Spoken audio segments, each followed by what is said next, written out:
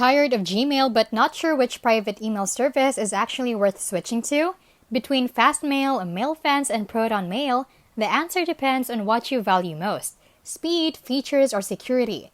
Fastmail is built for speed and productivity. It has a clean interface, supports custom domains, calendar sync, and even lets you use masked email addresses for privacy. But it doesn't offer end-to-end encryption by default, so it's more about performance than hardcore privacy. Mailfence, based in Belgium, balances encryption and usability.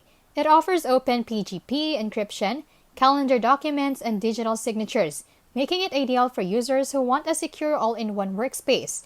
The interface feels dated, though it's not as snappy as Fastmail. Protonmail, based in Switzerland, puts privacy first. With full end-to-end encryption, zero-access architecture, and no ads, it's the go-to for people who prioritize security over features. However, it's a bit slower and some advanced tools are paywalled. So, which is the definitive pick? Fastmail for performance, Mailfence for balance, and Protonmail for privacy. The best one is the one that matches how much control or convenience you're really looking for. This has been How to Literally, where we keep things smart, simple, and scam-free.